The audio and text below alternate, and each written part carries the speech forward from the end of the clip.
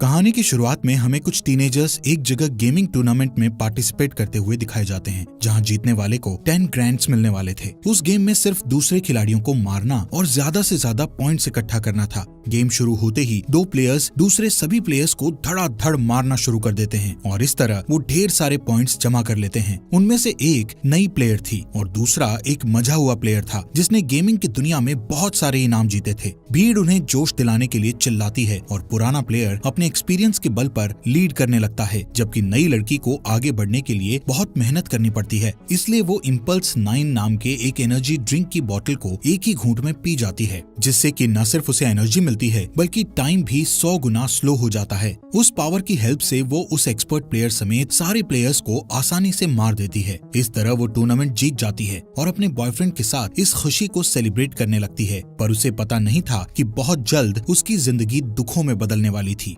अचानक energy drink की बोतल जमीन पर गिरकर बिखर जाती है और इसी तरह उसकी जिंदगी भी बिखरने लगती है। सीन शिफ्ट होता है और वो अपने आप को 3 बच्चों की माँ के रूप में देखती है। उसका घर बहुत बुरी हालत में था, जहाँ कोई मॉडर्न इक्विपमेंट और इलेक्ट्रिसिटी नहीं थी और इसके चलते उसकी तकलीफ और बढ़ गई थी। घर के बाहर की दुनिया भी उजाड़ और बंजर जमीन के अलावा और कुछ नहीं थी, जहाँ हवा भी जहरीली हो चुकी थी, जिसमें सांस लेना भी मुश्किल था। इसके साथ ही सीन फिर से शिफ्ट होता है और हमें पास्ट की कहानी में वेल हर्नांडेज नाम की एक लड़की को दिखाया जाता है, जो कि एक अच्छी FPS गेमर थी और जिंदगी में उसका एक ही सपना था कि वो एक प्रोफेशनल गेमर बनकर खूब सारा पैसा और नाम कमाए। वो अपने डिवोर्स फादर कार्लोस के साथ रहती थी। 2017 में एक दिन कार्लोस अपनी बेटी वेल को रेस्टोरेंट की जॉब इंटरव्यू के लिए तैयार करता है और वो बेदिली से फॉर्मल्स पहनकर इंटरव्यू के लिए निकल जाती है। बाहर उसका बॉयफ्रेंड इवान अपनी कार में उसे पिक करने के लिए उसका वेट कर रहा था। वहाँ से निकलते ही वेल गाड़ी की पिछली सीट में बैठकर अपने फॉर्मल कपड़े बदलकर कैजुअल पहन लेती है और इंटरव्यू की जगह फील्ड ऑफ फायर नाम के एक गेमिंग टूर्नामेंट खेलने पहुंच जाती है। दूसरे FPS बैटल रॉयल गेम्स की तरह ही फील्ड ऑफ फायर भी एक मल्टीप्लेयर गेम था, जिसमें लास्ट तक टिके रहना ही इसका मेन पर्पस होता है। वेल सोचती है कि अगर वो ये गेम जीत गई तो लाखों रुपए कमा लेगी और उन पैसों से वो अपने लिए एक गेमिंग कंप्यूटर खरीदेगी। पर इवान उसे बताता है कि रॉय नाम का एक मजा हुआ प्रोफेशनल गेमर उस टूर्नामेंट में सरप्राइज अपीयरेंस देने वाला है, जिसे सुनकर वो थोड़ा नर्वस हो जाती है। जल्दी ही वो लोग गेमिंग एरिया में पहुंच जाते हैं, जहां रॉय अपने फैंस के साथ फोटो खिंचवा रहा था। पहला मैच शुरू होने से पहले इवान वेल को समझाता है कि उसे इमोशंस की जगह पूरे फोकस के साथ खेलना चाहिए ताकि वो किसी तरह फाइनल्स तक पहुंच जाए, लेकिन वेल उस घमंडी रॉय को हराना चाहती थी। थोड़ी देर में ही सारे प्लेयर्स अपने अपने कंप्यूटर्स के सामने बैठ जाते हैं और गेम शुरू हो जाता है। गेम की शुरुआत में वेल लीड कर लेती है, लेकिन थोड़ी ही देर में रॉय उसे आसानी से पीछे छोड़ देता है। वो इतना कॉन्फिडेंट था कि गेम के बीच बीच में वहाँ मौजूद क्राउड के साथ इंटरेक्ट भी करता रहता था। इसका फायदा उठाकर वेल कुछ पॉइंट्स जमा कर लेती है और वो जीतने ही वाली थी, लेकिन गेम को फिनिश करने के बजाय वो रॉय को मारकर गेम से आउट करने की कोशिश करती है, पर उसका दांव उल्टा पड़ जाता है और रॉय उसे मारकर गेम से बाहर कर देता है। इसके बावजूद वेल फाइनल्स के लिए क्वालिफाई कर जाती है, जो कि अगले ही दिन होने वाला था। जब वो अपने बॉयफ्रेंड के साथ गेमिंग एरिया से निकलने लगती है तो रॉय वहाँ पहुंचकर उसकी नकल उतारकर उसको चिढ़ाता है। फिर वो अपने फैंस के साथ सेल्फी लेने चला जाता है। इस बीच जब इवान अपनी गाड़ी लेने के लिए जाता है, तब कोजिमा नाम का एक आदमी वेल के पास आकर उसे कहता है कि उसे गेम जीतने के लिए सीक्रेट मालूम है। ये सुनकर वेल हैरत में पड़ जाती है, लेकिन उसके कुछ पूछने से पहले ही वो आदमी उसके हाथ में अपना बिजनेस कार्ड देकर वहाँ से चला जाता है। घर पहुँचने पर वेल बिना कोई आवाज किए चुपके से अपने रूम में जाने की कोशिश करती है, लेकिन उसके डैड उसे देख लेते हैं। वेल के पास कोई चारा नहीं था, इसलिए वो सारी बातें उन्हें सच बता देती है, जिसे सुनकर उसके डैड को बहुत गुस्सा आता है और वो अगले दिन से उसे रेस्टोरेंट जाकर उन लोगों से जॉब का इंटरव्यू लेने की रिक्वेस्ट करने के लिए कहते हैं। लेकिन वेल अपने डैड को समझाती है कि अगले दिन उसके टूर्नामेंट का फाइनल है, जो उसके फ्यूचर के लिए ज्यादा इम्पोर्टेंट है। पर सभी पेरेंट्स की तरह कार्लोस भी उसे समझाता है कि ऑनलाइन गेमिंग का कोई फ्यूचर नहीं है, लेकिन वेल अपनी जिद पर अड़ी रहती है और उसकी बात को इग्नोर करके अपने रूम में चली जाती है। थोड़ी देर बाद वो अपने आज के खेले गए गेम को पॉडकास्ट पर देखती है, जिसमें रॉय को फर्स्ट पोजीशन पाते हुए देखकर उसे बहुत गुस्सा आता है। तभी उसकी नजर कोजिमा के बिजनेस कार्ड पर पड़ती है और उसे ध्यान आता है कि उसने उसे गेम जीतने के सीक्रेट के बारे में बताया था। बदला लेने की तड़प और जीतने की चाहत में वो तुरंत उसके दिए हुए एड्रेस पर जाने का फैसला करती है। जल्दी ही द गोल्डन सॉसर नाम के गेमिंग कैफे में वो पहुंच जाती है, जहां पर कुछ लोग अपने कंप्यूटर्स पर वीडियो गेम्स खेलकर एंजॉय कर रहे होते हैं। तभी कोजिमा उसके पास आता है और उसे बैठकर गेम खेलने के लिए कहता है। वेल को इस बात से हैरानी होती है कि आखिर कोजिमा ने उसे अपना बिजनेस कार्ड क्यों दिया था, पर वो गेम खेलने के लिए बैठ जाती है।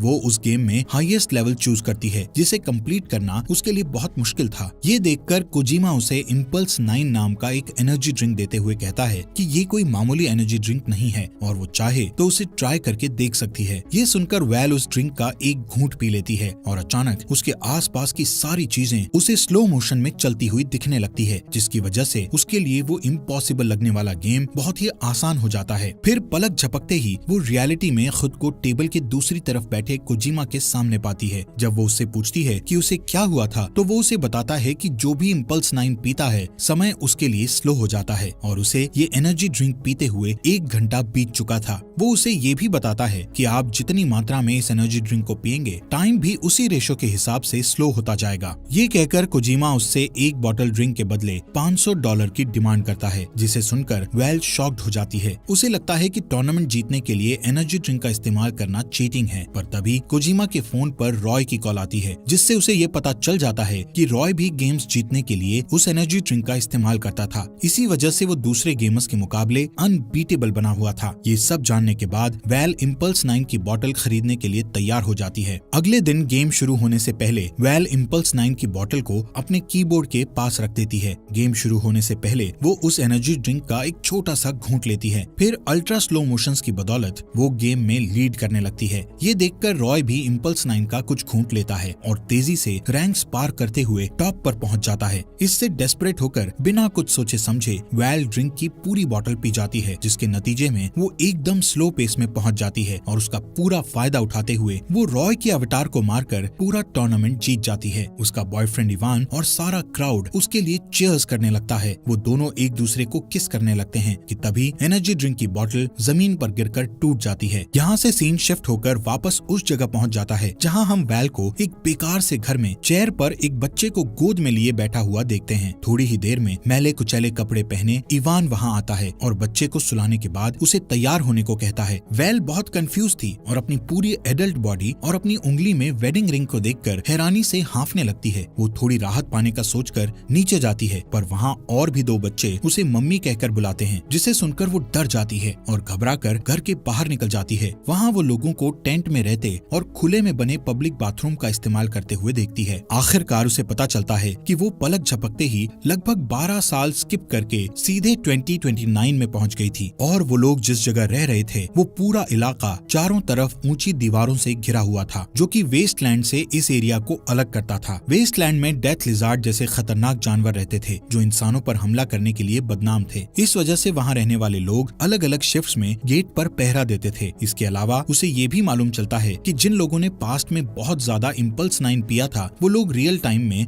अब जाग रहे थे, जिन्हें पल्सर कहा जाता था। इम्पल्स 9 के ज्यादा इस्तेमाल के नतीजे में लोग बिना किसी मेमोरी के सालों बाद के फ्यूचर में अचानक से पहुंच रहे थे, जिसकी वजह से पूरी दुनिया में अफरा तफरी मची हुई थी। जब कोई अचानक टाइम के बारे में कंफ्यूज सा दिखता तभी उसके पल्सर होने या ना होने के बारे में पता चलता था। इसके अलावा उनकी पहचान का और कोई रास्ता नहीं था। इस भयानक बर्बादी के लिए लोग पल्सर्स को जिम्मेदार मानते थे और उन्हें उस 4 दीवारी के अंदर रहने की इजाजत भी बहुत मुश्किल से देते थे। वेल उस जगह एक पुलिस का काम करती थी और डैन नाम का एक आदमी उसका डिप्टी यानी असिस्टेंट था। पल्सर्स के साथ जिस तरह का बिहेव होता था उससे बचने के लिए वेल खुद भी इम्पल्स 9 कंज्यूम करने की बात सबसे छुपा लेती है। वेल घर आकर सब कुछ ठीक करने की कोशिश करती है कि तभी उसे अपने डैड कार्लोस की याद आती है। वो उनके साथ हुई अपनी आखिरी मुलाकात को याद करने की कोशिश करती है और जैसे ही वो अपना सिर दूसरी तरफ घुमाती है तो उसकी नजर टेबल पर उसके डैड की राख से भरे एक बर्तन पर पड़ती है। वो उसे देखते ही फूट फूट कर रोने लगती है। इतने में डेप्यूटी पुलिस डैन आकर उसे टॉयलेट साफ करने की ड्यूटी पर चलने को कहता है। पहले तो वो जाने से मना कर देती है, पर जब डैन उसे याद दिलाता है कि वो सफाई इंस्पेक्टर है और ये उसका काम है तो उसे जाना ही पड़ता है। उसे कई घंटों तक गंदे टॉयलेट्स की सफाई करनी पड़ती है। इस तरह काफी दिन बीत जाते हैं और धीरे धीरे वेल को उस उजड़े हुए माहौल में रहने की आदत हो जाती है। एक दिन वो अपने सारे ड्यूटीज खत्म करके अपने बच्चों को स्कूल से लेने के लिए जाती है, जहाँ उसकी बेटी सोफिया उसे एक ड्राइंग दिखाकर कहती है कि वो उसकी हीरो है। वेल बहुत थकी हुई होने के कारण बच्ची के एफर्ट्स को अप्रिशिएट नहीं करती है। घर पहुँचने पर वो देखती है कि इवान एक बाइसिकल पर बैठा जोर जोर से पैडल मार रहा है। दरअसल वहाँ इलेक्ट्रिसिटी नहीं होने के कारण वो एक गेम खेलने के लिए पावर प्रोड्यूस कर रहा था। वेल अपने favourite game field of fire को देखकर हैरान रह जाती है। वो बच्चों को सुलाने से पहले एक राउंड खेलने के लिए तैयार हो जाती है। जब इवान लोगों से मिलने के लिए लिए बाहर चला जाता है तो वो बच्चों के साथ गेम खेलने बैठ जाती है। कुछ घंटे बीत जाते हैं कि अचानक इवान भागकर घर आता है।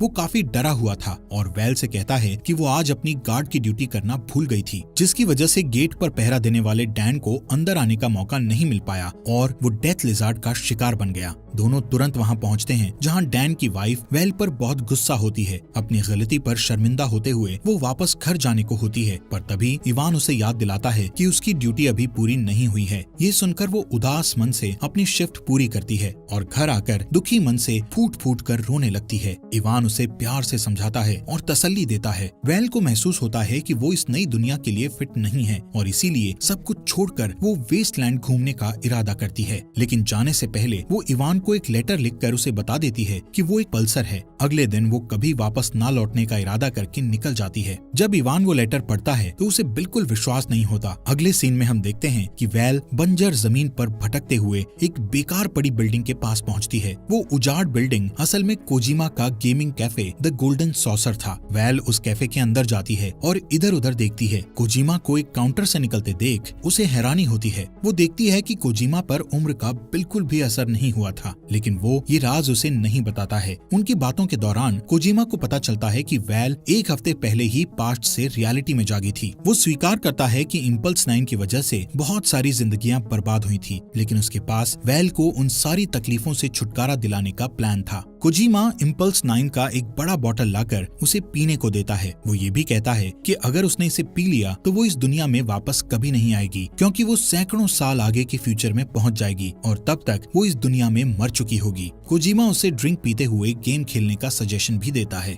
वेल को ये आइडिया पसंद आता है और वो अपना favourite game field of fire खेलने बैठ जाती है। पर जब वो इम्पल्स 9 की बोतल को उठाने के लिए आगे की तरफ झुकती है तो उसकी नजर उस ड्राइंग पर पड़ती है जो उसकी बेटी ने उसके लिए बनाया था। वो इमोशनल होकर यादों में खो जाती है। उसे इवान और अपने बच्चों के साथ बिताए सारे खुशगवार पल याद आने लगते हैं। फिर वो एनर्जी ड्रिंक पीने का इरादा छोड़कर वापस अपने परिवार के साथ जिंदगी गुजारने का फैसला करके अपने घर की तरफ चल देती है। लेकिन गेट पर उसे इवान गार्ड की ड्यूटी करते दिखाई देता है, जो उससे बहुत नाराज था। वो उसे अंदर आने से रोक देता है और वेल से कहता है कि उसने सबको धोखा दिया है। वेल अपनी हर गलती के लिए उससे माफी मांगती है। अभी उनकी बात चल ही रही थी कि उन्हें दूर से गोलियों की आवाज सुनाई देती है, क्योंकि डेथ लिजार्ड्स उनकी कम्युनिटी की तरफ बढ़ रहे होते हैं। तब इस बात का खुलासा होता है कि डेथ लिजार्ड्स दरअसल नॉर्मल लोगों का ही एक ग्रुप था जो इंसानों का मांस खाया करता था। उन्हें पास आता देखकर इवान जल्दी से वेल को अंदर कर लेता है और इसी बीच अलार्म बजने लगता है, जिससे सभी लोग डर जाते हैं। एक औरत उसे बताती है कि सब लोग खाई की तरफ जा रहे हैं, क्योंकि अटैकर्स को रोकने के लिए कोई भी पूरी तरह तैयार नहीं था।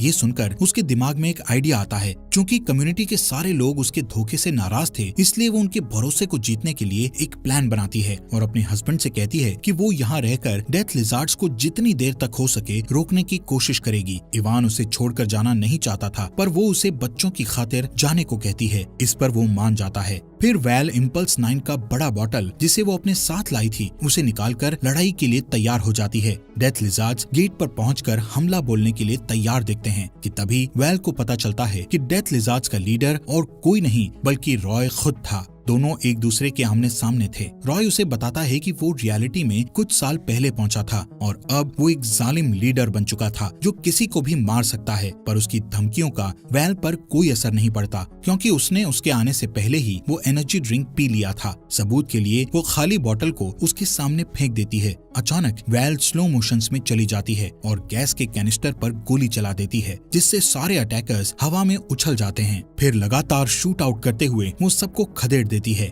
अनफॉर्चुनेटली उसके पेट और कंधे पर गोली लग जाती है, जिससे वो जमीन पर गिर जाती है। तभी रॉय आकर उस पर गोली चलाता है, लेकिन उसका निशाना चूक जाता है। इस मौके का फायदा उठाकर वो उस पर गोली चलाकर उसे मार डालती है। इसके बाद वो अपनी आखिरी सांस लेते हुए आसमान की तरफ एक फ्लेयर गन छोड़ती है, जिससे इवान को ये सिग्नल मिल जाता है कि उसकी कम्युनिटी अब सेफ है। एक तरफ इवान आसमान की तरफ जाते हुए ब्राइट रेड फ्लेयर को देखता है और दूसरी तरफ वेल धीरे धीरे अपनी आखिरी सांस ले रही होती है। दोस्तों, हमारे फॉक्स एक्सप्लेनर हिंदी चैनल को सब्सक्राइब करना मत भूलना।